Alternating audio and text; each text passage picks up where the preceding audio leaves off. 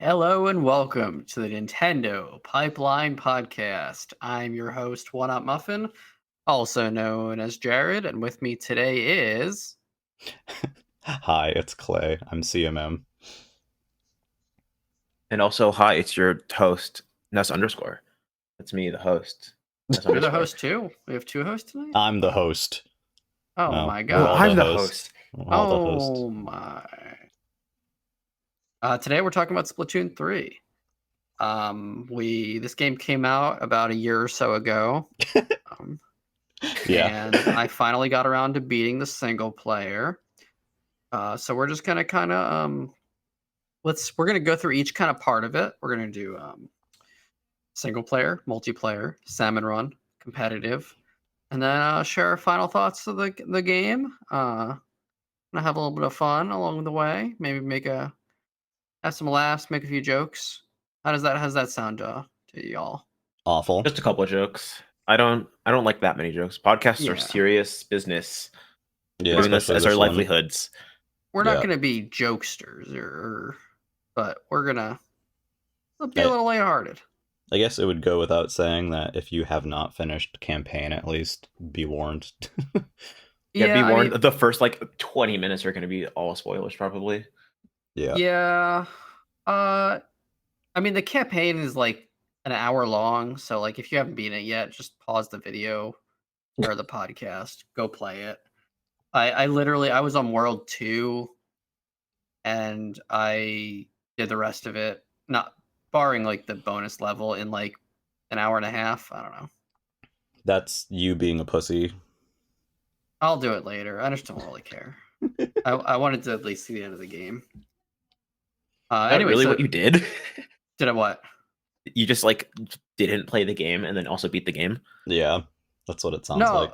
No, I just like kind of like mainlined it. I 100% of the first two worlds, and then I kind of just rushed to the end to see like the story.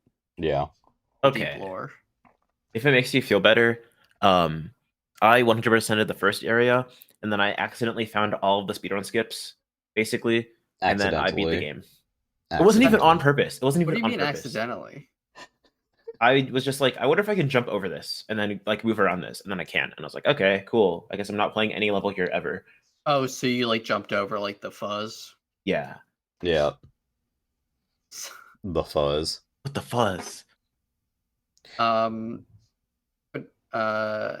So Clay, you played the full single player. I actually played it. Yeah. You played this video game. I'm one of those weirdos who really likes the single player content in Splatoon, so I 100%ed the single player. And yeah, it's very good. I think it's a big improvement over 2. That's not saying much. I mean, what do you think was lacking in 2?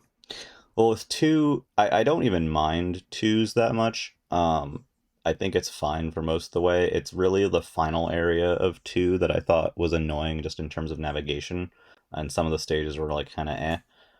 This is more like Octo expansion. And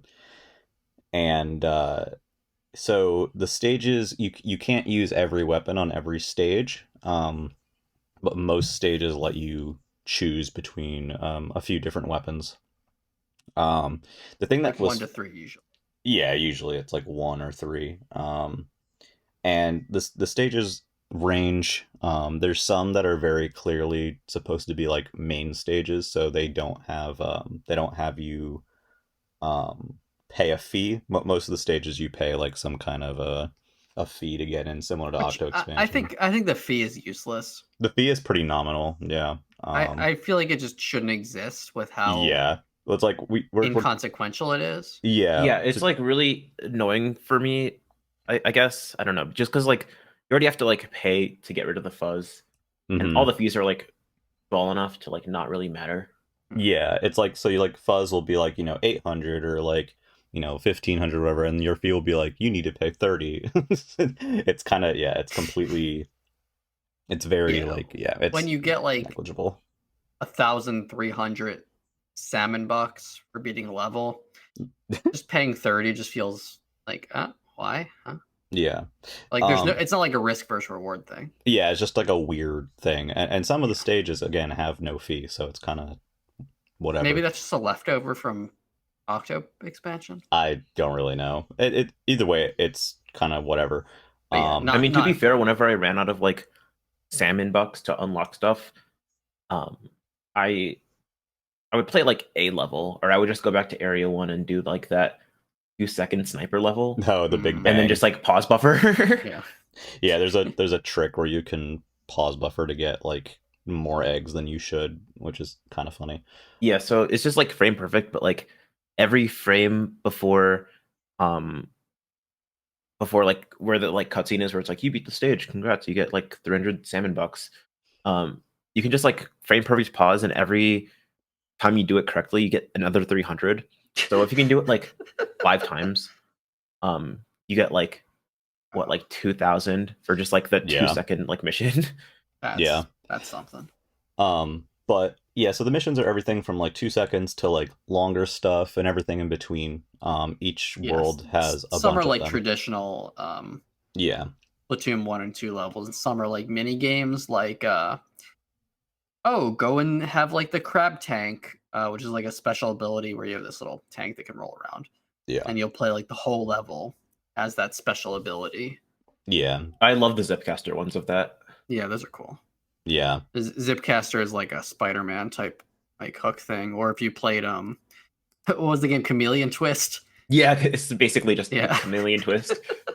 Yeah, it's like you just like push down like the bomb button or something, and then like you just zip cast to wherever you want to go. Yeah, and there's like a tiny bit of an explosion. Yeah, you're Spider-Man. Legally distinct Spider-Man. Mm-hmm. But yeah, so there's a bunch of worlds, and they're kind of neat. So honestly, the thing that I thought was most fun about the campaign wasn't the levels, which I did enjoy, but I actually really enjoyed kind of like getting rid of the fuzzy like ooze and kind of exploring the overworlds and like, you know, finding all the hidden stuff. Some of it is very silly because sometimes you'll ink an entire area, but because you didn't ink a specific like pixel at the right spot, like the pickup won't spawn. It's very weird. Yeah, you often have to like spray a spot for like a full second for like the thing to appear. Yeah, it's kind of weird. But basically, yeah, the rhythm of the game is beating stages to get power eggs, and then using the power eggs to blow up some of the fuzzy ooze so you can move around more of the overworld. And sometimes that will spawn like, you know, a special item, like a locker decoration, or like the upgrade currency in the game, because you have a like previous Splatoon campaigns, you have a like skill tree of sorts, where you can upgrade like your weapons, you know, get additional side weapons, stuff like that. Like you can capacity. Increase the little buddies like health and like consumption. Yeah, he's kind of like the main like mini gimmick where you kind of toss him around in certain points and he can kind of like help you. Like he'll distract enemies, or he'll reach like certain platforms that you can't reach and like blow up boxes or, you know, whatever. Yeah, and I mean like you can do all those things with bombs, but like you have a little guy. He's a little guy. Yeah, he's a little guy. But yeah, so the game is pretty. If you're going like through like every stage, the campaign's pretty lengthy. It's, you know, each world, I know like some of the early worlds don't have a huge number, but like later worlds, I think it's like 12 stages. Yeah, it goes between, it's a lot. It's between like 8 and 12 stages per world. Yeah. And then the bosses are fun as well, because it's the deep cut members, and their fights. That's a spoiler, by the way. Yeah, well, I mean, we said that we warned you. Oh yeah, totally. But I'm just like, if you haven't left already, yeah, like leave now. We're getting into spoilers. Mm-hmm. Yeah, yeah. So the deep cut fights are really fun. I think Big Man's was the one that made me actually very happy when I saw it, because Big Man's is so funny. I was like, that's Mario Sunshine. Yeah, it's big. I'm retroactively, I've decided that Big Man is the manta ray that you fight in Mario Sunshine. He did it. The biggest man, yes. Yeah, the 3 bosses were all pretty different and clever. Yeah, I wish that there was like a boss per world, but it's a boss per every other world. Some of the worlds you don't even need to go to, really. Yeah. Yeah, I don't mind the fact that there's not a boss in every world, because it feels like, I don't know, at least in like Splatoon 1, like doing the boss at the end of the world kind of felt like a slog. Like every world, there's so many. But like yeah, that it's like every other world in this game, so it's like not really that bad. Yeah. I feel like it comes up just enough, and it's like they're all creative enough. Yeah. Like, I don't they really are. mind even. Something I really liked is how like the levels are still like random floating platforms, but like the hub world is more like grounded in this one, which I enjoy. Yeah. Yeah, Alterna is a neat like location. An ice base area. Yeah. I like that the different areas have names and are like somewhat distinct from each other, and there's like, you know, so like when you play the game, instead of the sunken scrolls being in stages like they are in past campaigns, the sunken scrolls are hidden across the overworld. So you have the sunken scroll lore still, but they have another thing now where every time you beat a level, each world has like a log essentially, and beating a level like fills in part of that log to make it readable. So if you beat every stage in a world, then that world's like full log is available, and you can like read the full thing and see all the pictures, which I really liked. That was fun for me to fill out each log, and it's all like lore and story stuff, which is fun. Sort of like Dark Souls. Sure. I would spoil what the like macro of it was if I knew. I've heard some stuff, but I don't know enough to like be able to like it. The TLDR is it kind of explains what Alterna is and how the squid inklings like kind of came to be. Like it's the story of that essentially. Yeah. And the other thing I should briefly mention is that before you get thrown into Alterna, there is kind of like a brief intro section where the game kind of makes you think it's going to be like the previous Splatoon campaigns, getting like, you know, the Zapfish or whatever. And they even have DJ Octavio show up early as like the tutorial boss, which is kind of nice. It was nice that he's not the final boss again. Yeah, it was actually really neat being like, because I went into it knowing just a couple spoilers. I knew that like there was a tutorial area and there was like Alterna like as a concept, and I like knew about the final boss, and I knew about like Deep Cut. Yeah. And I was like, oh, that's very cool that like, you know, this is just a mini Splatoon like 1 or Splatoon 2 campaign. Yeah. And then you get into like just like brand new stuff. Yeah, it's like so different and like creative. Yeah, it's fun. I mean, you're still technically after the Zapfish, but I guess the mini Zapfish are just kind of there, sort of, whatever. Which is it's 3 games in a row, all trying to get the Zapfish back. Yeah, although this one's silly. This one, I think, I mean, you don't really need a like crazy like general plot for Splatoon. Just steal thing, get it back is fine. I know. I just think it's funny that like stealing the Zapfish is their version of Rescue the Princess. Yeah, that's true. But so what I think is really interesting is, you know, once the end game. So once you beat world, you know, area 6, and more specifically once you've beaten all 3 bosses to get like the weird junky treasure that they have, you go into the end game, which is the rocket area. Which as soon as the game pops the map up of the rocket area, and I'm like, holy shit, it's a Wily Castle. That was my first reaction, is it's a fucking Wily Castle, and I was so stoked. I didn't even make that connection. I was just like, oh damn. It like each time you beat an area, it shows like the point on the map, and there's like a line, and it connects it, and I'm like, that reminded me of actually the Castlevania. One. Yeah, I thought of that. The NES one, or Ghosts and Goblins too. Yeah, it's like it evokes that thing, but the Wily Castle thing was just so like, it was so visually Wily Castle that's the one that I thought of. Look at that later. It's a neat and unexpected ending for the game, and it definitely goes on a bit. And I know some people are like, "Oh, it goes on for so much, you know, for so long," but I honestly really liked it. I didn't mind the length. I don't think they should have locked you out of the main area though. Yeah.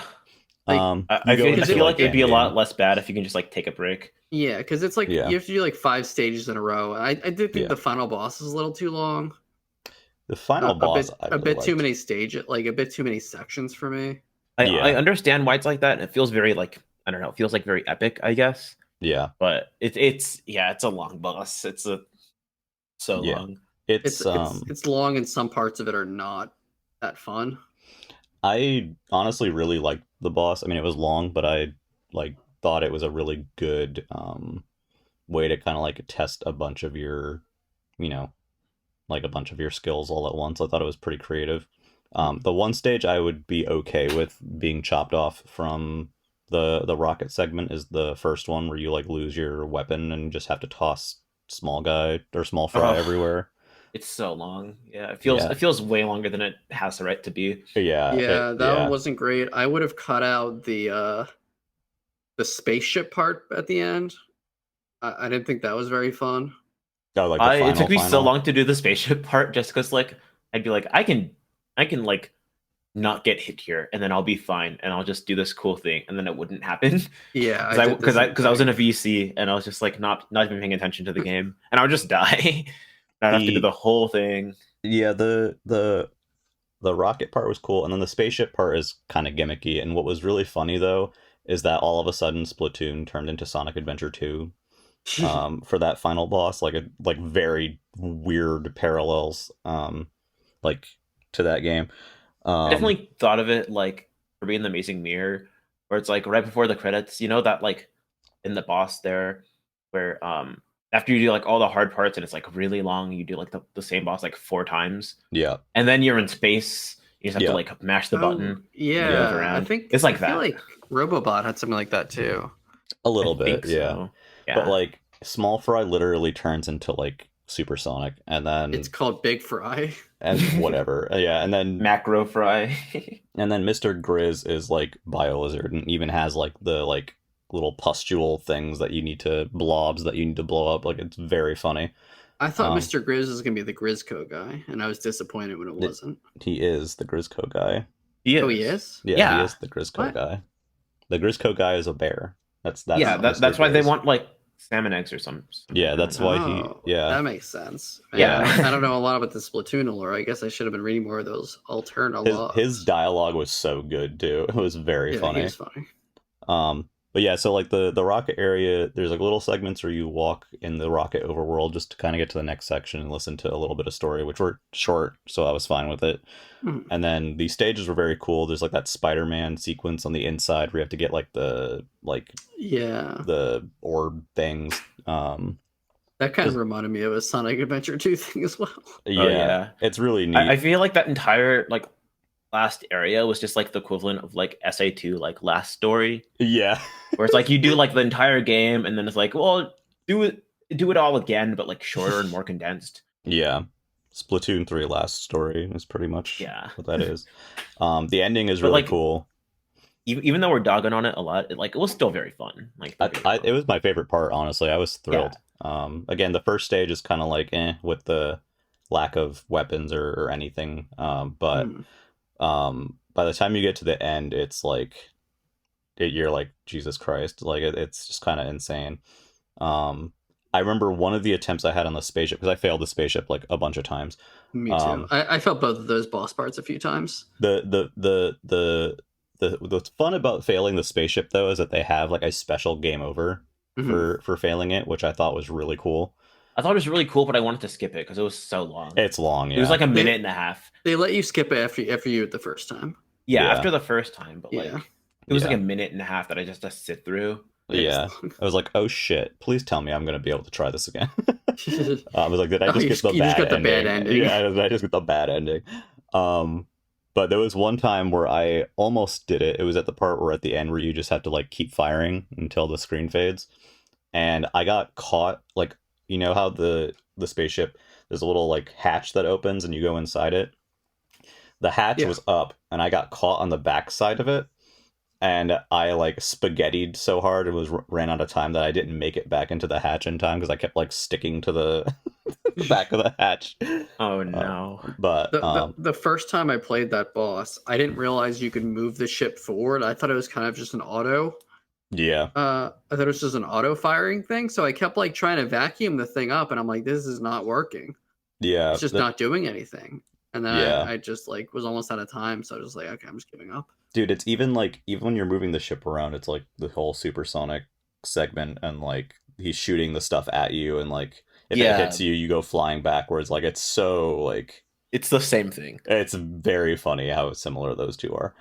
But yeah, the campaign's really fun, and you can get a lot out of it. There's a lot of unlocks and stuff that you can find that help in other modes, like the locker decorations or like the tickets.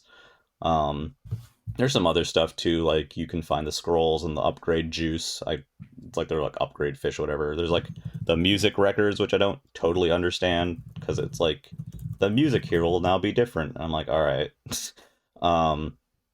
So when you 100% explore an area, something that's kind of fun is on the Splatoon 3 Splatnet 3 app in the Nintendo Switch Online. You get like little like doodads for 100%ing stuff. So like it'll just give you like a silly wallpaper for like every area you clear, which I thought was cute. But the post game is there is a bonus stage, and it's pretty much the Champions Road of Splatoon 3. And I would actually recommend that people suffer through it because it gives you an entire extra log that explains a lot of neat stuff that the game doesn't bother to tell you about story-wise. But yeah, it's like a gauntlet level, and it took me at least like 3 hours to get through it. I've heard horror stories. I've never done it yet, but I don't think I would do that, to be honest. The first area is honestly the hardest, and after that, it's not that bad. The first area, and then like the final area is probably the hardest, because the first area just kind of goes on a bit long. It's not like hard, it's just like the final challenge in the first area is kind of hard. So if you fail it, you have to start from the beginning, and you'll probably fail it if you're like me. The second area is like a rail target section, which isn't too bad. The third section is more like puzzly, and it's not that long, and it even gives you like a little checkpoint in the middle. It's pretty easy, actually. The final section is just an arena battle with a bunch of octolings, and they all have the different weapon types, and they also get access to the special like super moves that you'd have access to. So it's kind of wild. There's like 3 waves of them, and it's just kind of nuts. It took me a while to like actually do it. I heard about people speedrunning it, but what? I heard about people speedrunning it, but it's kind of the final area or the final stage. Yeah, like the Champions Road type stages. Yeah. I heard so much stuff about just like it being hard and the run like kind of dying. Yeah, I mean the final part I feel like is probably the easiest way to kill the run of that mega stage, because it's just like it's like 9 octolings at some point or another spawn into this arena, and they are very good at just murdering you, and it's kind of random. And yeah, it's the very last wave is like you need to like hop between the giant special moves to like even like not die, because they're just constantly using them on you. It's kind of hilarious. Very satisfying to beat. And then you get access to this thing, which I thought was cute, and I'm not entirely sure how it works because I got all the collectibles, but what's his face? Sheldon has a little drone that you can send around. You can pay it power eggs to fly around and like pick up items. So I'm like, all right, I'm slightly curious because I'm 100% in this. What happens if I pay it and it send it off anyway? And it seems like what it does, at least if you're at 100%, it'll bring you back like a random decoration for the locker. I don't know if like you're not 100% if he'll actually like go and find pickups in the actual like areas, but basically you pay him and you have to wait like a day for him to come back with something. Wait, how do you unlock the drone thing? It's when you finish the campaign, when you go back in, there's a Sheldon drone where the like weird treasure stuff used to be. Oh. So don't entirely know how it works. I did it like once or twice just to see like what it would come back with. Mm-hmm. It won't bring you back like, it's not gonna like bring you like, it's not gonna give you any credit for doing logs or whatever. I don't know if it will bring you something like a sunken scroll, but it did bring me a couple decorations. But again, that's after I 100%ed. So yeah, I should try that out since I haven't 100%ed it. Yeah, I guess kind of see what happens. But But yeah, I thought it was really fun. I think it also, single player in Splatoon is always the most like isolated element. Like most of the other modes and features kind of feed into each other. But this time around, I felt like they tied it in a little bit better. Like obviously you can't, bring like your crazy like hero stuff like at the level that you have it upgraded to into competitive, but like, you know, as is Splatoon tradition, you get the hero gear when you finish the game. You get some decorations for the locker, which is, displayed in multiplayer. You get some like drink tickets and stuff. So like it kind of connects a bit more. I wish the hero replica gun had a different special. That would have been interesting. So your default, it's literally just a splatter shot. Yeah, I mean, I feel like it won't be as much as a problem like later into the game's life when they actually add other splatter shots and like other versions of the weapons. I thought it was weird that's not in there yet. I thought it was weird that the hero like splatter shot gun or whatever, like in the campaign, the like special that's associated with it is the splashdown, but the multiplayer version of it is not the splashdown. Splashdown doesn't even exist in the game anymore, really, other than in single player. Yeah, it's kind of weird. It's just Reef Slider now. So weird. Which like isn't better, really. Much better, anyways. But I have one question for everyone before we move on to talking about Salmon Runner multiplayer. So after like beating like the main story, how does it compare to the other single players from the other Splatoon games? I'm counting 2 and Octo expansion as separate things, but I'm counting like all the like special amiibo levels and like Splatoon 1 single player as like the same thing. I like Splatoon 1 a lot.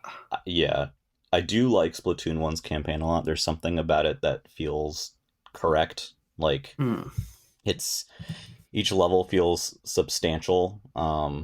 There's something about it that I really like. That being said, I think the Splatoon 3's campaign is probably my favorite of them. It's definitely better than Splatoon 2's campaign.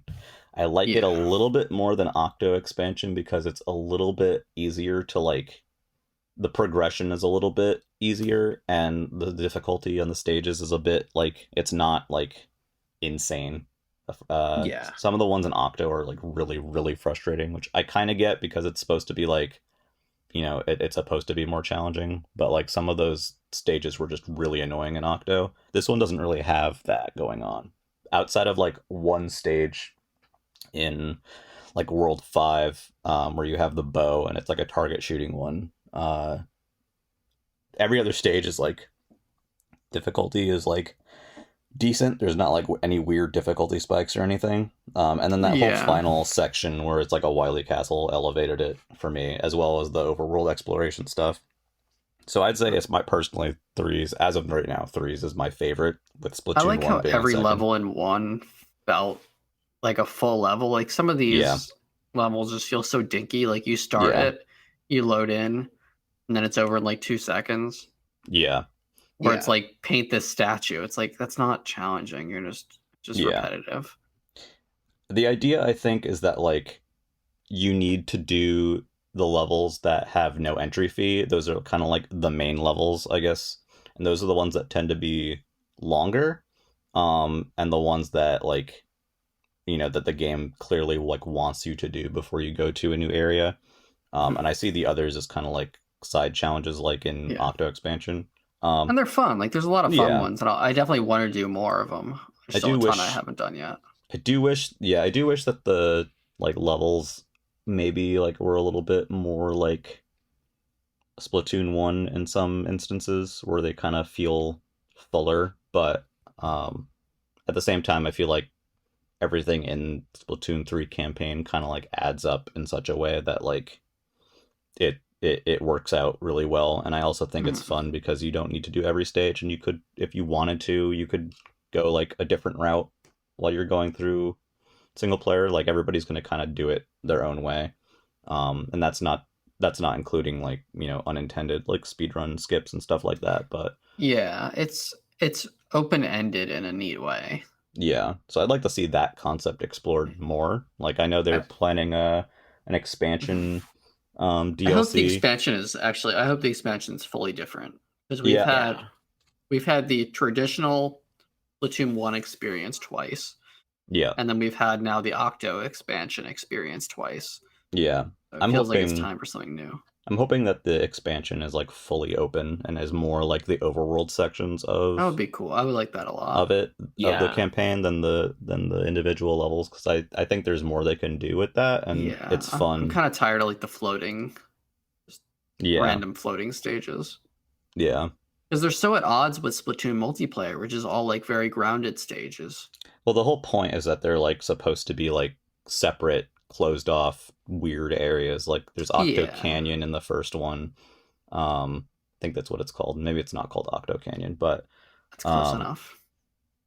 And then the section that you start with in Splatlands visually is really cool, and I'm like, oh, that's fun. Like maybe Splatlands campaign will be kind of like that deserty sort of look, but then you get thrown into Alterna, which is very much like floating junk. It's an ice world. Yeah, it's like, it's a weird.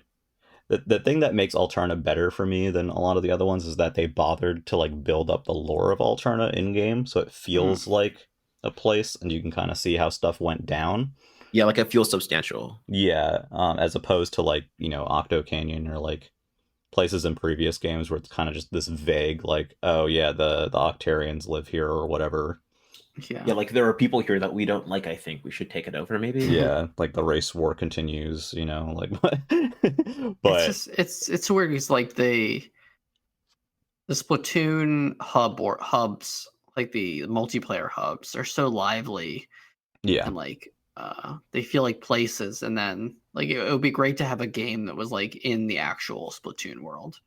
Yeah, I'd like that too. At the same time, I also kind of like that the single player is like so different. Like the game has a lot of distinct things going on. It really does. It's basically like one of those Call of Duty games now. Like they have like the three distinct parts, and you could be into like one or two or three of them. Yeah. Like, I mean, it literally has its own version of Call of Duty Zombies and multiplayer and single player. Yeah. If you don't think this is Nintendo's Call of Duty, you're wrong. No, it's actually Nintendo's TF2. Don't worry. Yeah, exactly. There's the single player. What did you guys think? And the multiplayer of single player compared to the other? Because I know you guys kind of barely play the single player. No, I play the single player a lot, but with 2, I couldn't like commit myself to like trying to beat it. I didn't. It was a slog. Like I didn't base beat game was a Splatoon slog. 2 or Octo. I would like to go back to them at some point, but it's not a top priority. I finished all of them except for Octo. I need to go back to Octo and do that. At some point in Octo, I just got annoyed and kind of stopped playing, and then other stuff came out or whatever. But I need to play Octo because I don't own it, but I could play it. I mean, if you have expansion pass. We don't have it. Oh, I don't have it. You should join someone's expansion pass. Yeah, I'd say join. I have no spots. I'm on someone's like online, which is like fine because it's just like $5 a year or whatever. But like we don't have an expansion pass. Yeah, gotcha. I pay my friend $10 a year. Yeah, mine's actually expiring tomorrow. So, anyways, let's move on to multiplayer. Sure. We gotta hurry this up a little bit. Multiplayer. Multiplayer is where hot take. It's fun. Hot take. It's fun. I think it's fun. Hot take. It's the best Splatoon has ever been. I want to agree with you. There's a couple things that like hold it back for me, but like in general, I agree with you. It's the best multiplayer out of all the Splatoons. I just wish the netcode was better. Yeah, because I've never had this many trades in my entire life playing Splatoon 1 or 2. Yeah, there's a lot of trades, and there's also a lot of connection error. Oops, you dropped.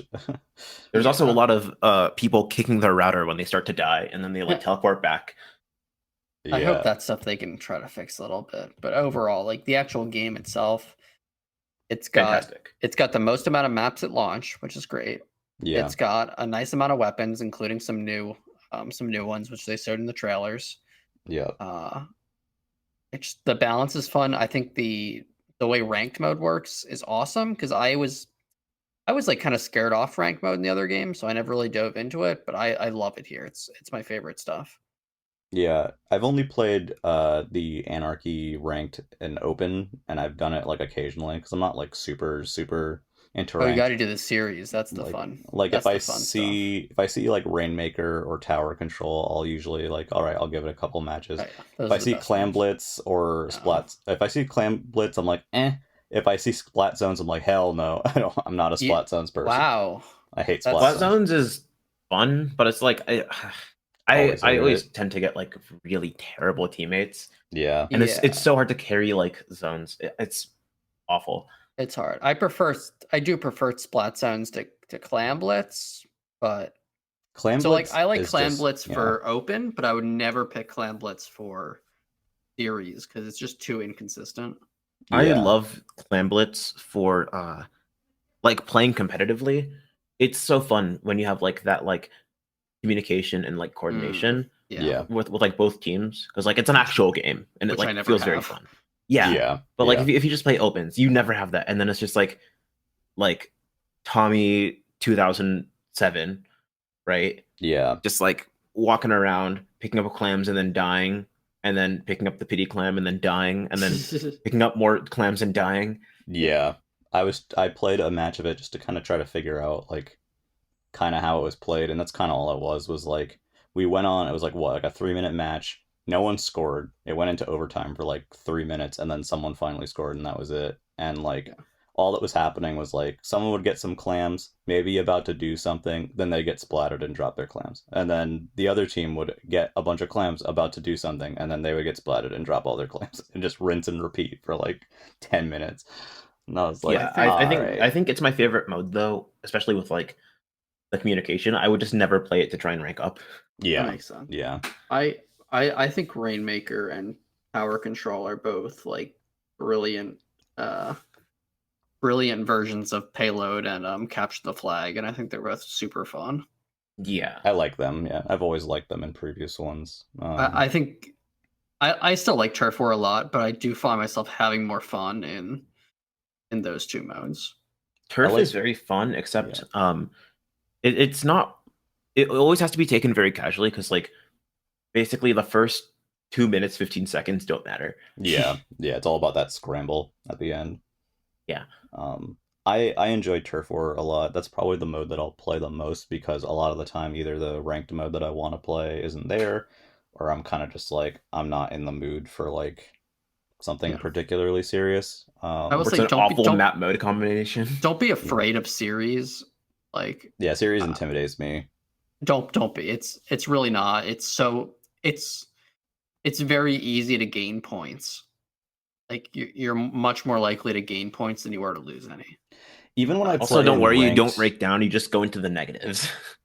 Even if I go into like the ranked modes and stuff, the one thing that drives me nuts about Splatoon 3's multiplayer is it feels like it takes forever to level up.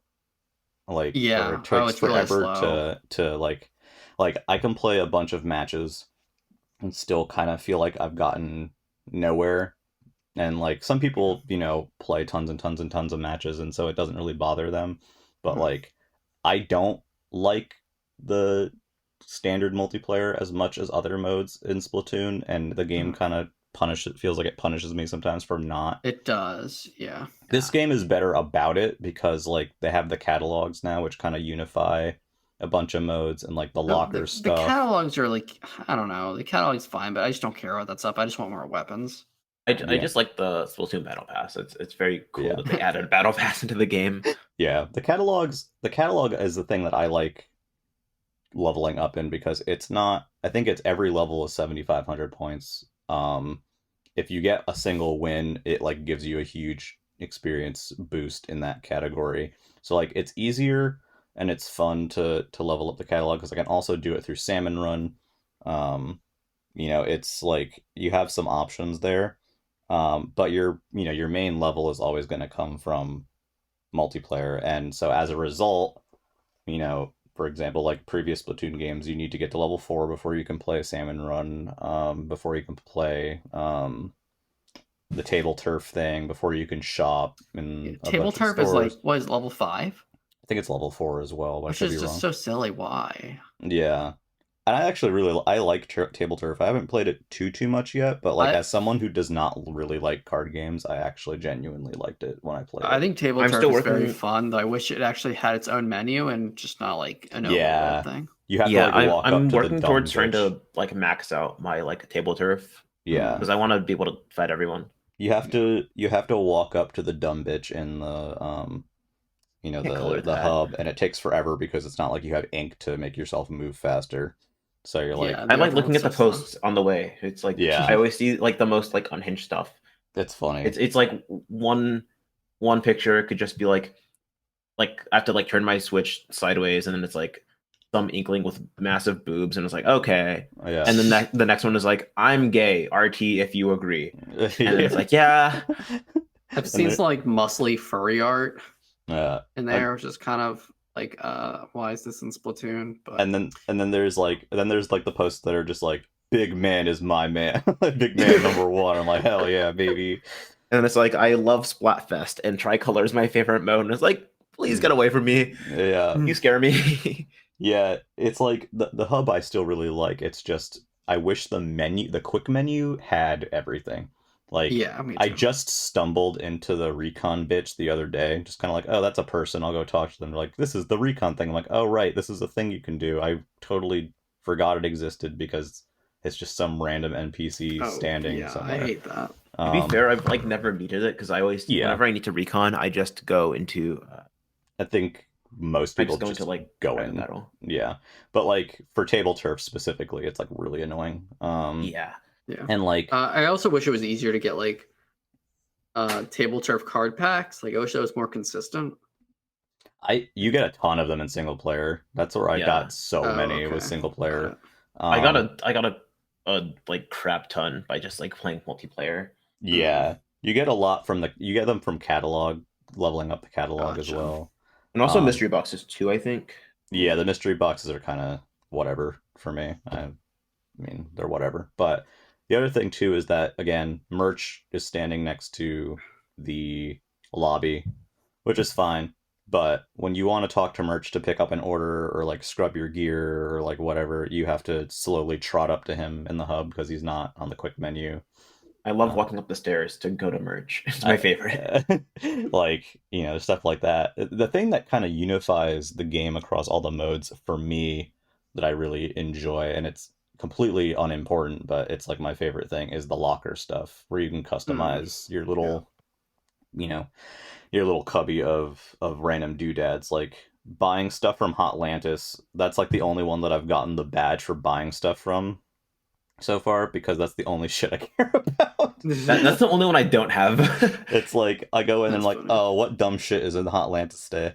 Super squid. Call it what it is, Clayton. Call it what it is. It's Hot Topic. It is Hot Topic. It is Hot Topic. It's Hot Topic. Go to Hot Topic. And some lead singer in a band is just hanging out there. Okay. Yeah. Call it what it is. Yeah. Okay? It is Hot Topic. So I go to Hot Topic and I buy like, oh, it's I think there's a game there that's Donkey Kong Country, but it's called like Super Squid Country or something like that. That's funny. And there's like random like, you know, comics and manga and like strategy guides and stickers and like cushions, and then there's like weird shit that you get for your locker that's like way too big. Amazing. Yeah. It's really impressive art. Yeah. And how much detail they put into everything. And I really like that like you can put the weapons that you own in the locker and like the clothes that you own in the locker.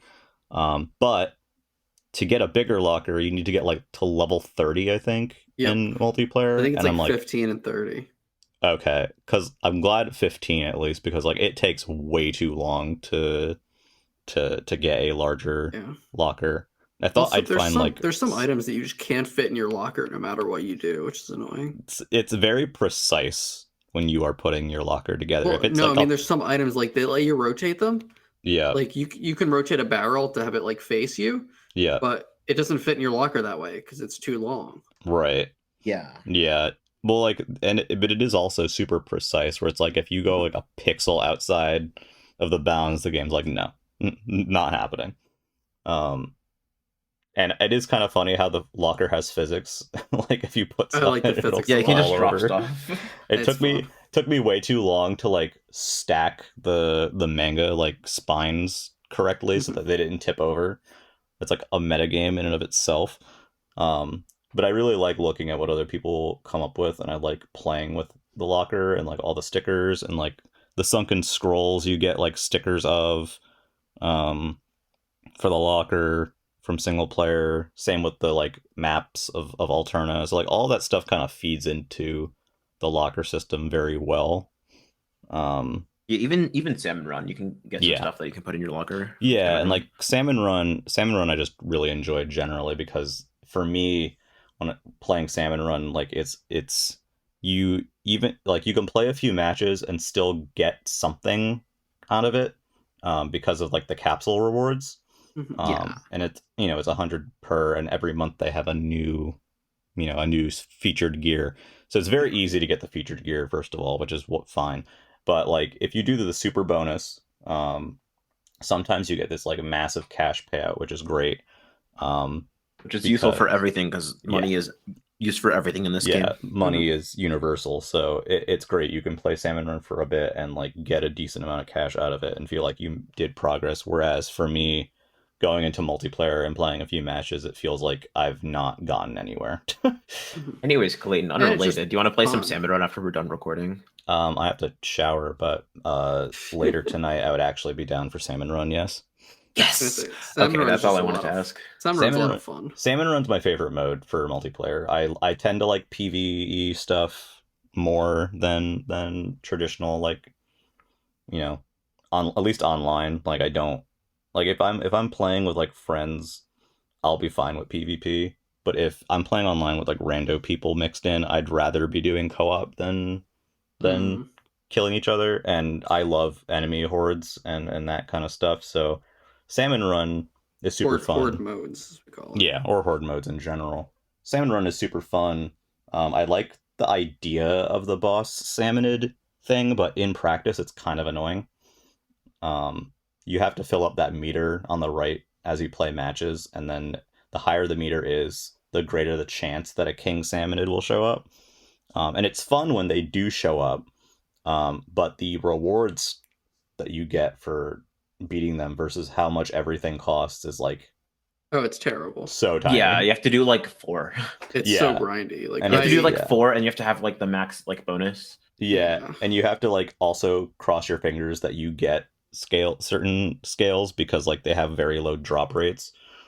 So that part kind of sucks. How is this Salmon Run compared to like Splatoon 2? Because I didn't play Splatoon 2 Salmon Run like at all. And like I even got to like skip the tutorial. I didn't skip it, but I had the option to skip the tutorial because I had Splatoon 2 save data. Oh yeah. I like it better. I've not played it once. It's better. It's I definitely don't know better. how much better, but it's better. It's definitely better. For one, when Splatoon 2 launched, there were like 2 maps for Salmon Run, and they didn't add any more for like a year. This time at least we got the 4 to start out with. With more weapon types, obviously that makes the pool of weapons that you can get more interesting. And I do think that like the new bosses that they've included in some of the new events that happen are pretty fun. The King Salmonid thing is really the main new addition for it. And again, I like it. It kind of comes up too rarely for me. Yeah, it should be a little more different. I feel like it should be a little bit more common than it is. Yeah, common, and also they should have launched with 2 bosses instead of 1. Yeah, I feel like another boss would be nice, and I hope they add in a couple. I know there's some stuff in data mining, related to Salmon Run getting some new modes like Big Run or like event modes, kind of like how Splatfest is the event mode for main multiplayer. So I'm curious to see when they add those and how those shake out, because I think that'll actually be really cool. But even as it is now, I still like it a lot because the progression is very fun, and it's very like easy to get something for playing. In terms of the actual rank, because you have a different rank in Salmon Run than multiplayer, I'm stalled out, I think, in like professional or something. Like I every time I do well, I'll have like 3 matches that go horribly, and I'll It gets really hard. Like it's definitely difficult. I hate flyfish. Yeah. I hate flyfish the most out of anything. Those, and I hate the umbrella bitch too. I call it the umbrella. It looks like it flies in an umbrella. Oh yeah, I know what you're talking about. But it's the one that like shoots the stink bomb and then it turns into like an ink rain. Oh. I call it the stink bomb. It's like a green projectile, and you can like shoot it back at it, which is cool if you have the right angle. But like most people ignore that for some reason and let it rain. That's the metal umbrella one. Yeah. Yeah.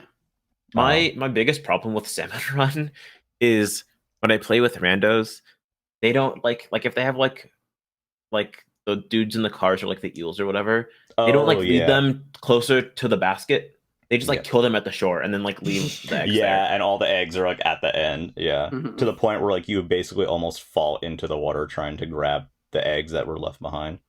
Yeah, I hate it so much. But playing with friends is definitely the way to go. It's so much more fun. Some of the weapon sets in Salmon Run are like evil. Like it sucks when you're playing Salmon Run and like you have, you know, the glow flies or whatever, where it's like, you know, they target you and it's like a rush of salmonids and you're stuck with like a fucking charger. It's like, oh man. Somebody just doesn't know how to play chargers. I mean, I don't, but I'm just saying. Like, interesting. There are some I hate weird. Getting the dynamo roller in Salmon Run is just so frustrating. I'm so bad with rollers. Like the only one I can like use in Salmon Run is the carbon. I can use the regular or the carbon. The dynamo one is just so slow. Like you can't kill bosses easily. The flimsy one is okay too. I can't use like stock roller or dynamo, but I can use like every charger that's in the mode. It's like fine. It's fine if people who are using chargers are like doing stuff that people who are using chargers should be doing, like killing like the bomb guy by sniping him, or like, you know, sniping the UFO bitch, or like, you know, stuff that makes sense. Can you snipe like the trash can boss? The flyfish? Or no, the boss where you have to like throw like the 2 grenades into it? Yeah, the flyfish. Yeah, that's flyfish. Yeah. Oh, that's that's flyfish. Gotcha. Yeah, you can't snipe him, unfortunately. That's so annoying. Yeah, that flyfish is the one enemy that like I find genuinely like really irritating in it's only really irritating if like it's there for 10 minutes. And, like I'm on the other side of the map, like dealing with like 4 bosses. Yeah, and then, because that's what happens, right? Like Tommy 2017, like just bought the game. Man, he just figure out how to like throw a bomb into it. He just got younger. Yeah. It's like I'll be doing stuff and I'm like, all right, surely someone will take care of this bitch, and like no one takes care of this bitch, and you're like, why is this happening? Yeah, and then I swim all the way over there, leave like 3 eggs because I'm tossing them and no one's picking them up. Yeah. So I put them into the basket. I have to go over there and take out the flyfish so I don't die. Egg throwing is a new mechanic as well for the Salmon Run. You were not able to do that in 2, and it's kind of hard to imagine the game without Really? it. Yeah. I cannot imagine the game without throwing eggs. You could not throw eggs and throwing eggs is a great new change. Yeah. And I like how the King Salmonid fights, like you can shoot the eggs like at them, like that also has a function. But yeah, that's the other main thing that changed. But what's really annoying too is when it's like, you know, everyone's dying on the team and the one guy who's still alive is just being an idiot and then fails and the whole team fails. Yeah, and everyone's like right next to the guy, like in their like little like lifeboats, just like mashing the help button. Help. Please, like guy has a roller, like could just like save everyone. But no, like just like jumps off the map into the water, or like gets run over by the eel, or like you know, whatever. So they did add a couple of bosses to the mode, and I think they're mostly cool. That's the other thing. I was gonna say we should talk about the Splatfest a little bit. Yeah, so they've changed those. Yeah, they're three colors now. Well, I think tricolor mode is really fun, but I wish you could actually play it more. I feel like tricolor mode is like the equivalent of like Smash Bros. Brawl. Yeah, it's like the party mode. Yeah, Like it's not like real. Splatfest isn't supposed to be anything like crazy, but like it's not competitive. What's nice is that the actual like criteria for winning a Splatfest now is much better than it was in previous ones, because it was pretty much Splatoon 2 and Splatoon 1. It's like if you were on the team that had the popular vote, you're probably going to lose.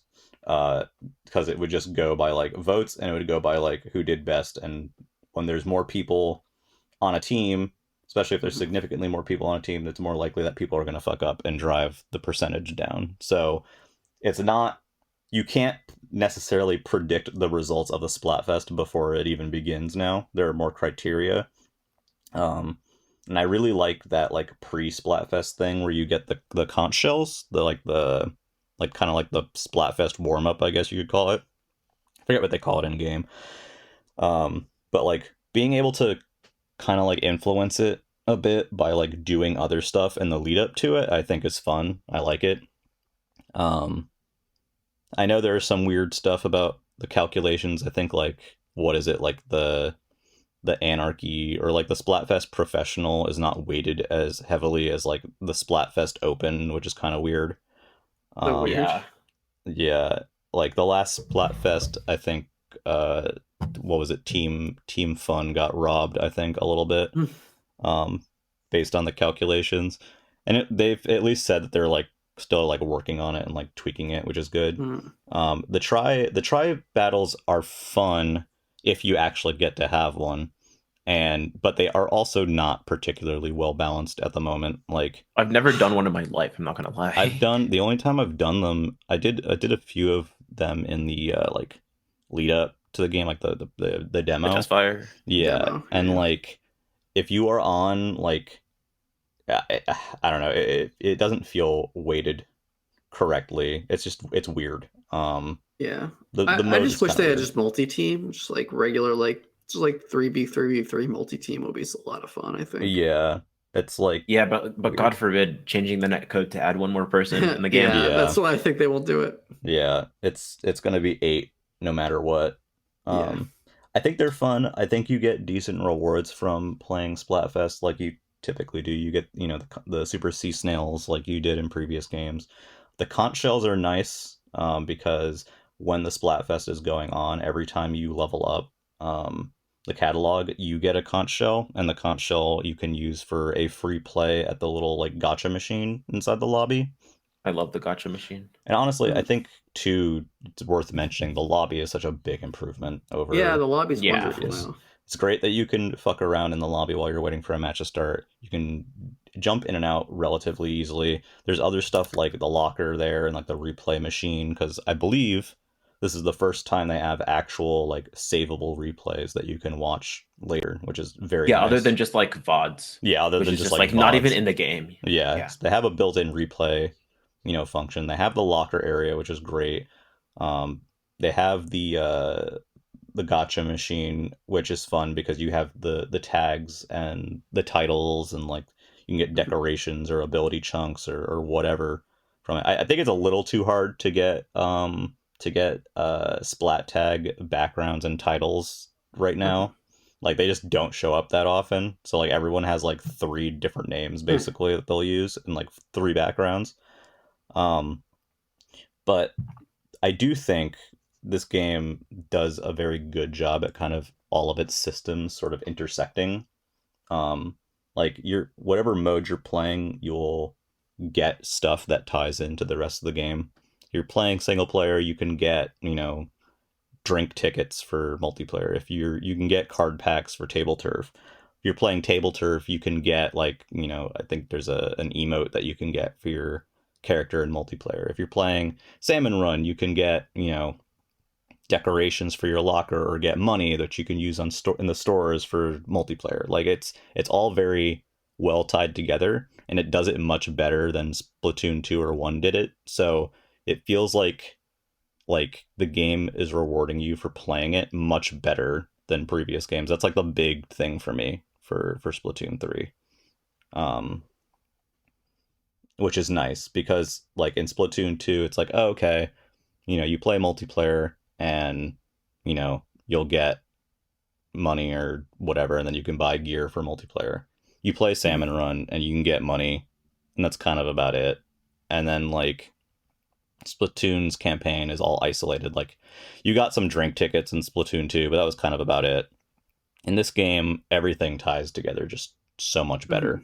Yeah, it feels like the most complete package of any Splatoon game, in a way that I just really enjoy. Yeah. I don't think that the catalogs need to be 100 pages long or whatever. No. I wish they were not. You know, some people I see people who are like, you've got catalog 5 now, and I'm like, holy crap.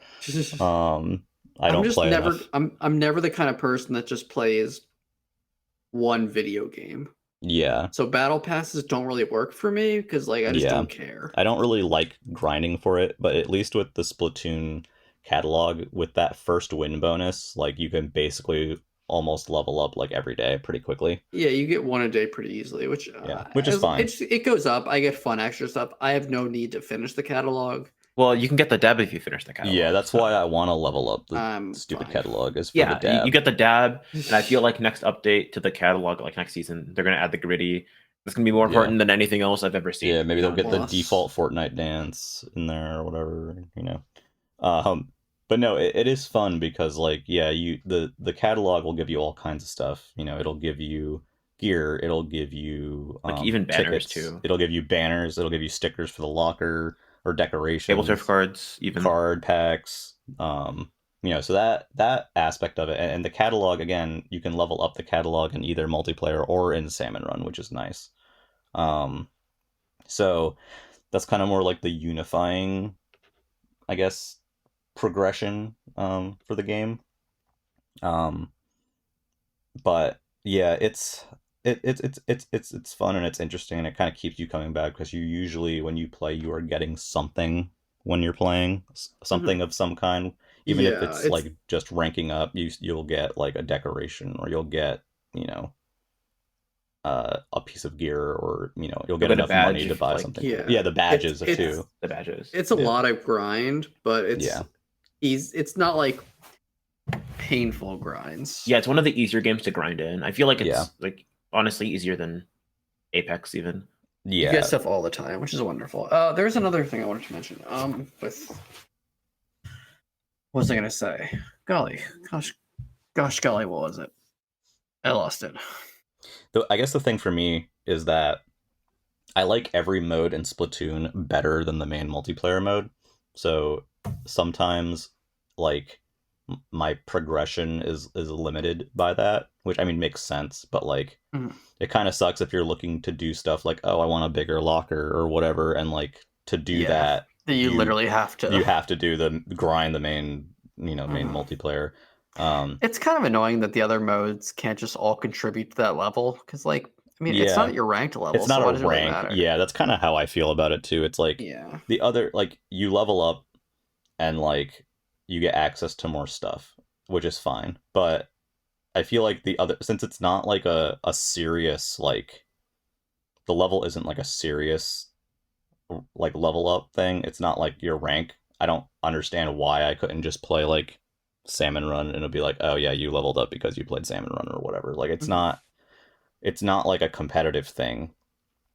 I mean, you could still have your own rank in Salmon Run and your own rank in the multiplayer rank modes and stuff, but like share the general character level, I feel like doesn't need to just be multiplayer. I feel like even like character level could just be like tied to like playtime, even with some things where like you'll like level up like if you spent like 100 hours in the game, even if most of that was in single player.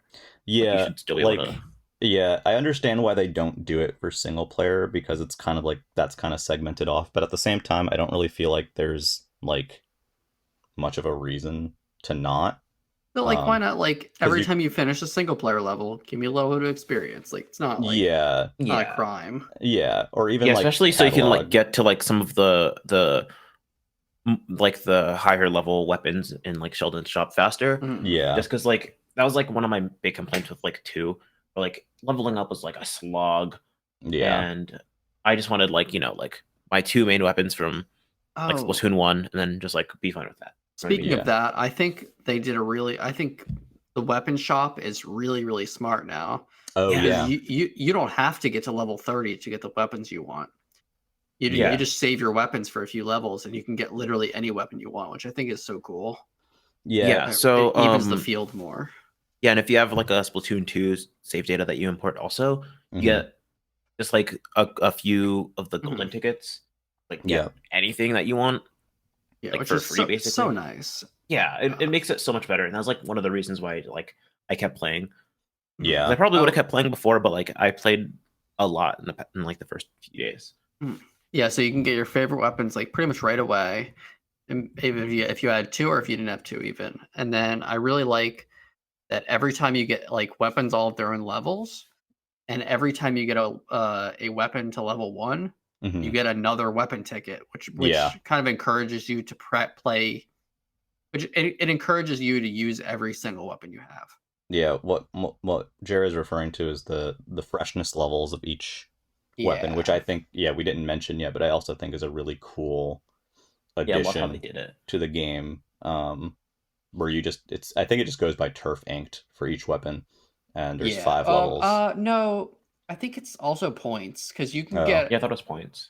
It's definitely points. It's points. I get them up a lot in ranked mode. Yeah, you get a ranked win, you can definitely get them up fast. Yeah, but yeah, each weapon has 5 levels, and you can get stuff for leveling it up. So it doesn't like make the weapon better. It's just you are more proficient or have used the weapon more, so you get stuff. The first one is always a Sheldon token. Yeah. The second one is like always like a sticker or something. They have a set order. 1 and 4 are both stickers. 5 is a badge. Yeah. I don't remember what 3 is. I think it's another ticket. Aren't 4 and 5 badges? Like one's like 1 badge and then like you get like a spiffier badge for level 5. No, it's 2 is a sticker, 4 is a hollow sticker. Ooh, hollow stickers. That's fun. In my locker, I have like both a sticker and a hollow sticker for like all the weapons that I play. So is I have the weapons in there too. Is it just a sticker of the weapon? Yeah, it's a sticker of the weapon. Okay, that's cool. I wish there was maybe a little bit more diverse with some of the stuff you get from that. Like maybe one of the stickers could be like not the weapon and be something like just a cool design or something. But like it's cool that each weapon has that going on, and if you enjoy exploring the different weapons, or if you just play the game, you can end up with stuff just for using that weapon. Yeah. I haven't used the amiibo yet. They're just gear unlocks like last time. Yeah, I don't have any Splatoon amiibo, so I can't try it out. It's pretty much like previous games. You'll get an item just for scanning it, and then depending on what your player level is, you'll eventually get another item when you scan the thing again. There's a photo mode and all that fun stuff. I haven't messed with any of that yet personally. The freshest fits thing is nice. I haven't used it yet, but being able to save like custom loadouts is very nice. Yeah, it is. I wouldn't bother with it probably, but it's a good feature. Yeah. Like if you're like, oh, okay, here's my loadout for when we play, friggin' Rainmaker or whatever. I use it because I have like a few different weapons with like a few different loadouts that I use for them. Yeah. Just because like some weapons, like I would like to have swim speed or some Ninja Squid with like some main saver or like some ink recovery. Right. So it's super useful for me, especially like in competitive. Yeah. It's nice that you can actually change the main ability on each gear piece this time. That's not something you could do in previous ones.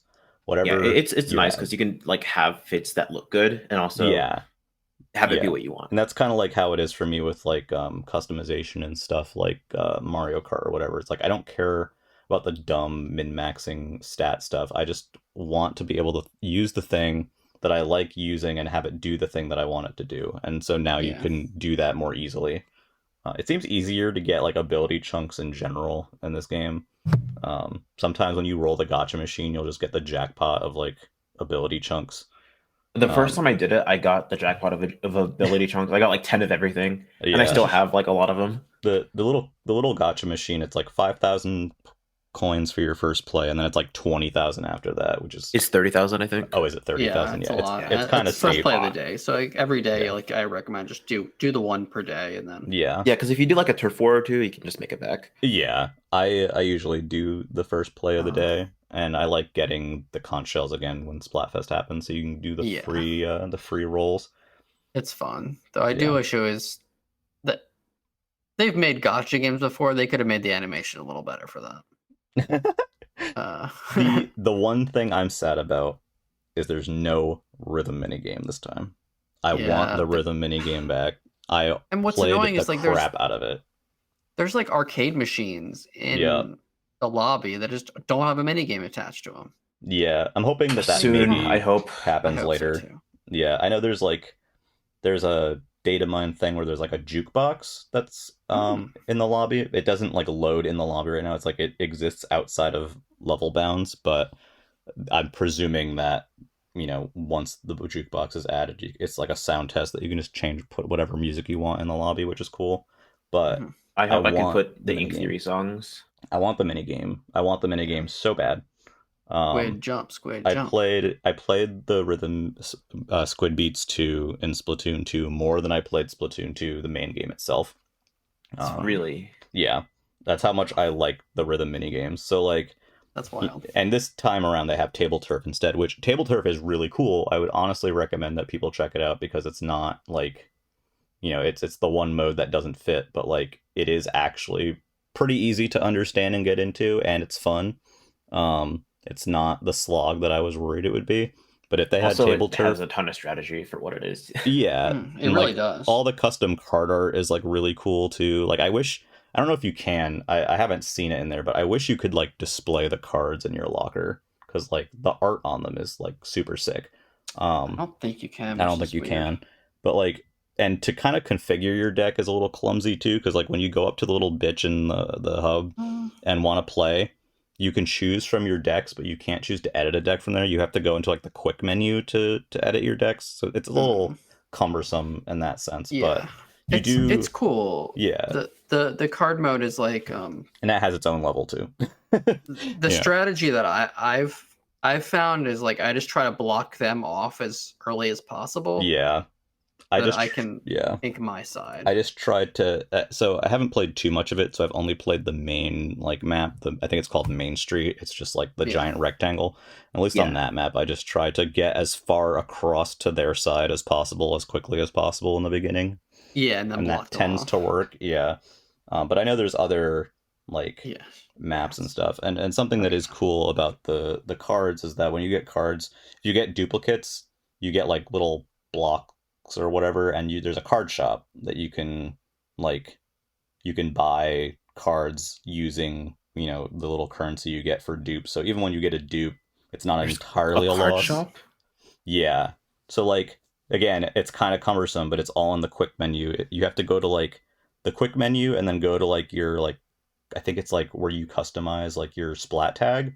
On the bottom, there's a button that says Table Turf Battle, and when you go into there, that's where you can make your custom decks, and that's where you can access the card shop.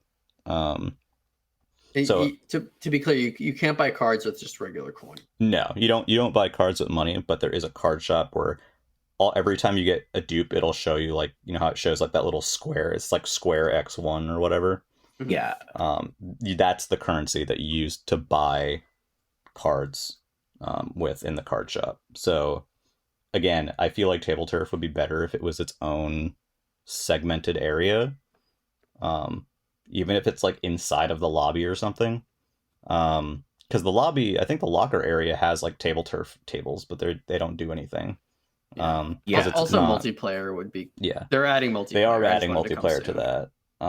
Currently Table Turf is versus CPU only, but I think once they add multiplayer to that, people will probably pick it up more and enjoy it. Yeah, I want ranked mode. That'd be fun. That would be fun, honestly. Ranked card game mode would be nice. Would be fun. I know it's like a little kind of separate thing, but they already made the effort to make this whole separate mode. I think there's a total of 150 different cards. I'm sure they'll add more in updates too. Like I'd be surprised if they didn't.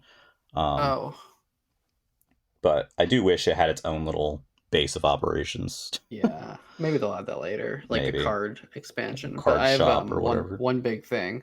The best change in Splatoon 2. 3. Splatoon 3, the third one is that you can finally skip the intro.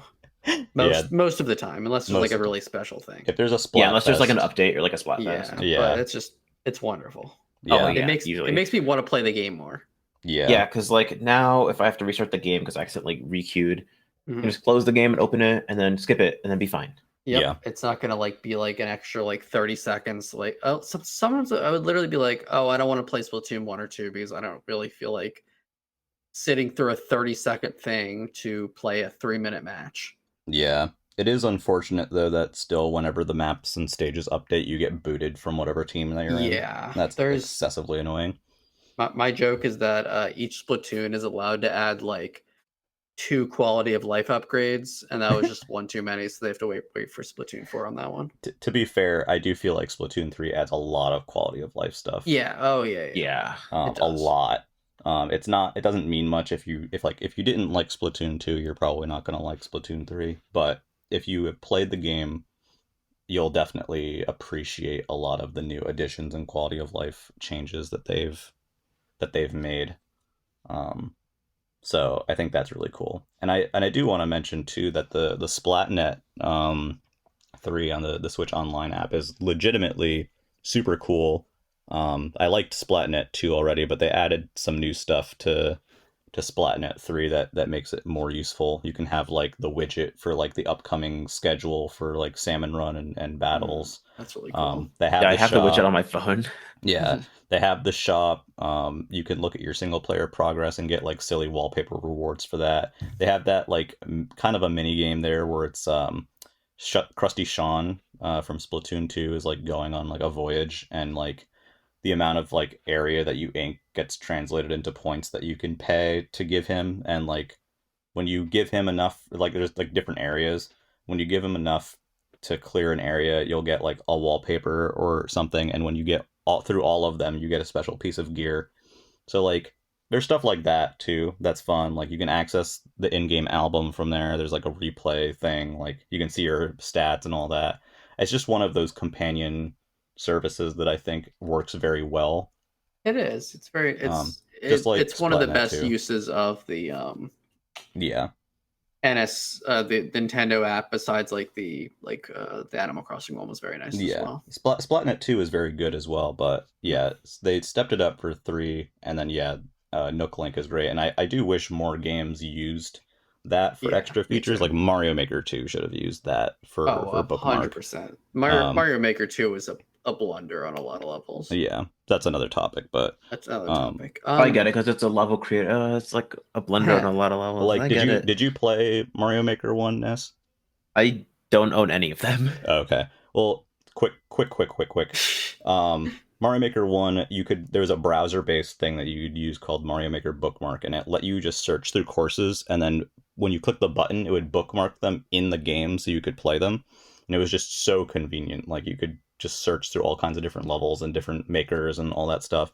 And then for Mario Maker 2, they put more of those functions in the game, but they didn't bring the bookmark function back. So, like, some of it's worse, and it just never, ever happened. It's just bizarre.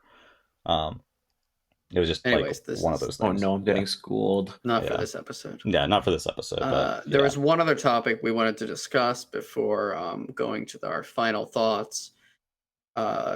Ness wanted to tell us a little bit about the competitive. Yeah. The competitive. Oh side of, competitive / speedrunning side too. Yeah. So at least like with like the competitive like PvP like meta, I feel like this is like the most fresh it's been in a while. Because no pun intended. Fresh. No pun totally intended. Okay, good. Because like a lot of the weapons that like you're gonna be seeing are, I don't know, they really haven't had a place in the meta very much between like 1 and 2. But there's a lot of like interesting things that you can do in the game, like a lot of interesting like combinations. Right. It's super cool, especially with like the addition of like like the bow weapon class. Yep. It's just like super neat and super like interesting. They added a lot of new specials this time as well, which I know factor in pretty majorly. Yeah, a lot of the specials are like still like really useful, but it's kind of interesting because like some of them could like range between being totally useless and like if you know how to use it, it is like oppressive almost. Yeah. Just because like a big part of like competitive Splatoon is just like, you know, other than just like killing people and like positioning is like displacing like people from their team so you can get easier picks and like win team fights to like score on the objective. Yeah. Things like 10 missiles can be so spammed. You've probably seen it in like opens where someone just has the reflux, you know, and they're just walking around, not even like swimming, just like mashing the button, and then immediately when they get missiles, they just like pop them and then do it again, and they do that for the entire like 3 minutes, and they're not really like contributing or anything, but because they can like displace the team with like hitting everyone with missiles constantly, it's like still useful. It's just annoying. Yeah. But like competitive is like super cool just in general. And if you've like ever wanted to get into it, honestly, I feel like this is like the best game to get into it with, just because, like I said, yeah, you can run most things and it'll be fine. There was a tournament this last weekend. Oh yeah. Low Tide? No. No, that's Smash. It's Smash. It's like low. It's called like Low Ink, like October or whatever. Where like Low Ink is just like it's like the limited divisions where like if you're too good, you can't like be a part of it. I've seen people like run like aerospace in that, with which like if you're not familiar, aerospace is like one of the worst weapons in the game because it's not like a bad weapon, just has like no kill power. And it has a reef slider. It's for turf war. Yeah, it's a turf war weapon for sure. Like people have still been getting use out of it, so it's like that's cool. Like this is definitely like a game where you can run whatever you want and be mostly fine. What kind of like weapon combinations or like what builds do you like using currently? One like combination I really like with the team I'm on is vanilla slosher, sloshing machine, glugadoolies, and then splatter shot, where we have like a defined like mid backline, but then we're all kind of like we play as a unit really well, so like we just have weapons that have a really good like time to kills. And then we also have like, you know, 2 Booyah bombs and then like ink strikes and then ink Suga or Trisuga. Right. And it's just like if we want to play aggressive, we just absolutely can. And it's like so fun. Are there any like general tips that you would give to someone who's looking to get into Splatoon competitive and maybe doesn't really know the game that well? Like just general like gameplay tips, I guess. So there's a lot of freedom in how you can play the game, just because you know, by definition, I'm gonna say it, hot take, this is a movement tutor. I agree. You can move like however you want, you can shoot however you want, you can get so creative with how you play the game. Just play the game till you're comfortable with like moving around, like shooting people, like not missing really, and just like even like with opens, like by yourself, just like as long as you can like kill people that are like being a little sweaty, you're all good to like find a team with some cool people and join it, you know, play some scrims, play some tourneys, you know, have some fun, because it's not like super serious if you don't want it to be super serious. Right. But yeah, it's definitely like worth giving a shot, like more so than Splatoon 1 and Splatoon 2, especially because main savers in this game. What is or that? Not main saver, main power up isn't in this game. Right. So that was an ability in the previous game. Tell us how it kind of worked.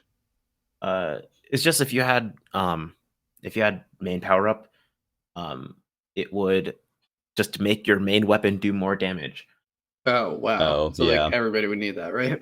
Yeah, it was ran a lot, and like with the bamboozler, it was really popular just because like you were able to put some amount of it on the bamboozler, and then just like instead of being like a dedicated 2-tap weapon that has like insanely fast charge, it can just 1-tap in like a second. Yeah. Yeah. Like stuff like that. Like you can put it on like some of the nozzle nose weapons, and you can like kill in like half of the time that it would normally take, or like it would kill in 2 pellets instead of 3, which is like a big difference because hitting all 3 is really hard. Right. Yeah, so that's Um, gone from yeah. 3. Yeah, that's gone from 3. Hopefully, it was gone from 2, and then they added it for some reason again. Yeah. Hopefully, it's just gone for good. Yeah, because it makes well, they made everything a lot more interesting. They made I think they made a note in one of the blog posts that it was gone. So I'm hoping that means that they're staying the course with that. The the speedrunning scene for Splatoon 3 is kind of neat too so far. I won't talk too much about it, but if you want to see the single player campaign, or rather if you don't want to see much of the single player campaign, you can watch the run for that. I know they're still figuring out plenty of stuff. It's still early. I know. Yeah, you can even go to speedrun.com, join Yep. the Discord, even look at the runs that have been like posted recently. Yeah. Usually the ones that are more recent have a lot more of the newer skips. Yep. Especially if they're like top times. So and there's different categories too. Out. If you don't want to do the category that has like, pause buffering to get eggs real fast, like you can there is a there's a category that does not feature that. Yeah, there's like all levels, and there's different things. There's a ton of stuff. Yeah, and also I believe Splatoon 3 got into HDQ this year, so it'll be it did. They'll be coming up. But yeah, I think honestly, overall thoughts, it's much better than 2 in a lot of small ways that add up. I think is kind of I didn't play 2 very much. Like I just didn't feel like playing it. I bought it and then I was like, it's Splatoon. Yeah, I felt that. What's one thing that is nice, I guess, Splatoon 2 now is like content complete, and so there's like a ton of maps and like, tons of stuff going on in that game. This game is just starting, and it looks like they're going to be adding new stuff every like 3 months, essentially, with like balance updates kind of in between. That's like how long one of the catalog seasons is.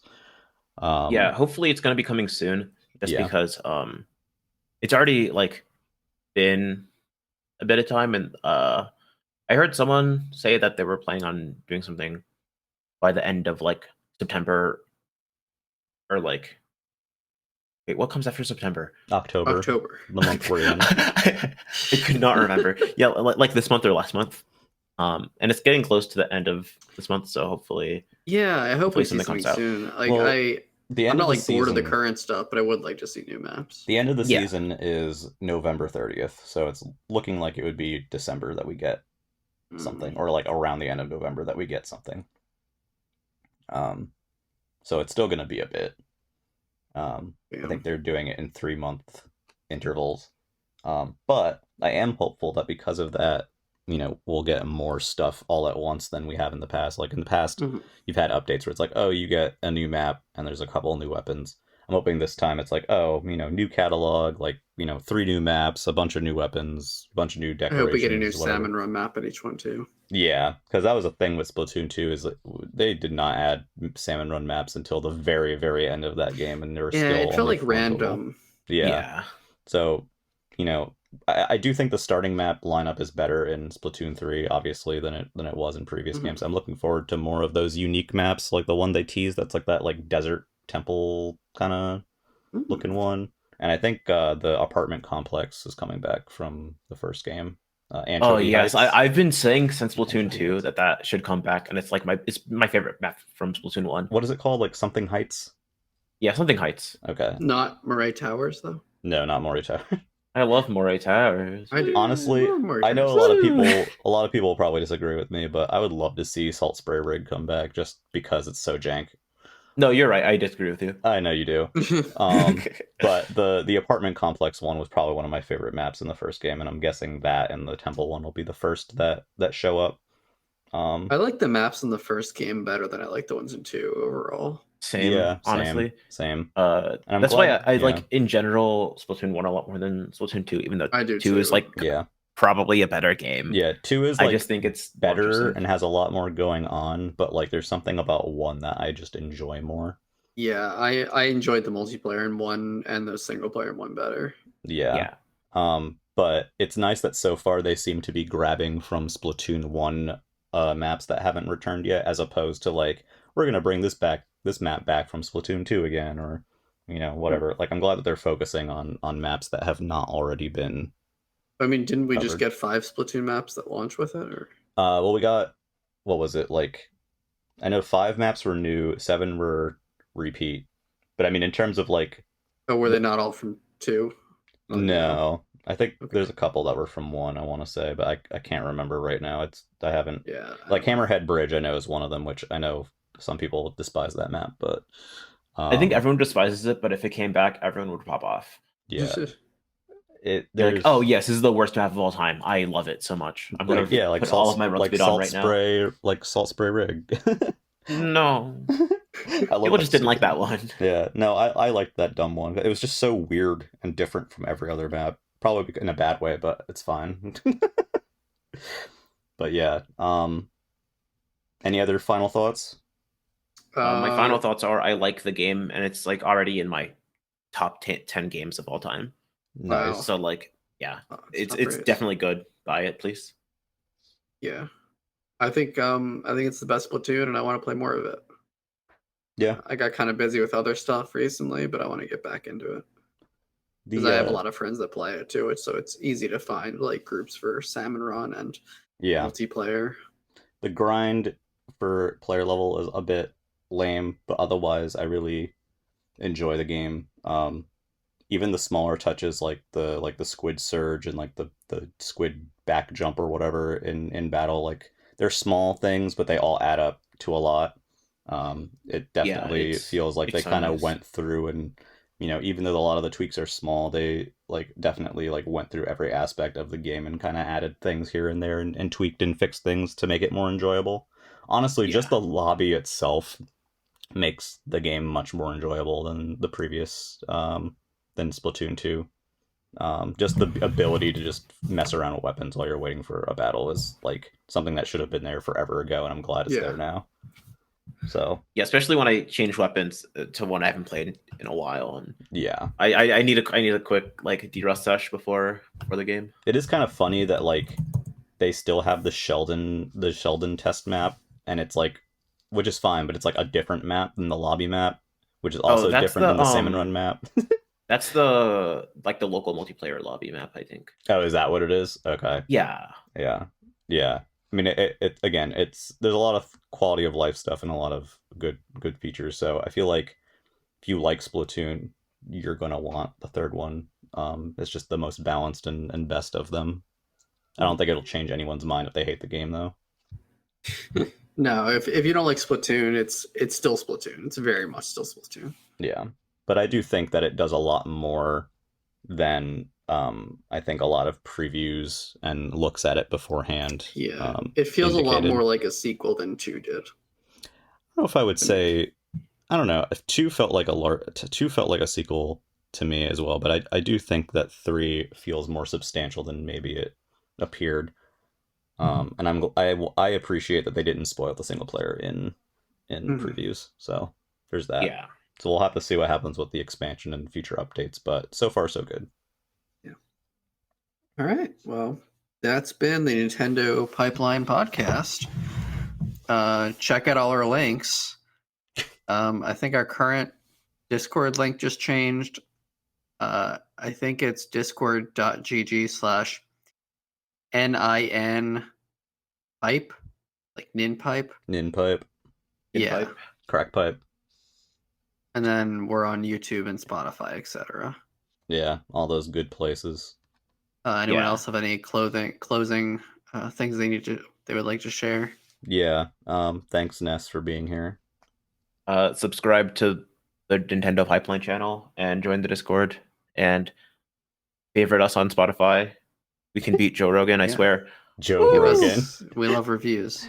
Yeah, Yes. thank you both so much for coming. One small note. Ness recently, this is the first week that people will be seeing it. There is a live background, a subtle live background on our video now. So kudos to Not because I was for too setting lazy that to up. make it before. I swear. Yeah, definitely not that.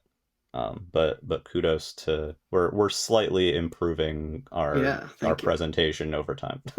Yeah, our production is off the charts. Yeah, we'll try to. We're so cool. We'll try to do another video thing soon too. For a while. But yeah, all right. Have a great week. Have a Nintendo-rific weekend and week. God. Bye-bye. Bye. Goodbye.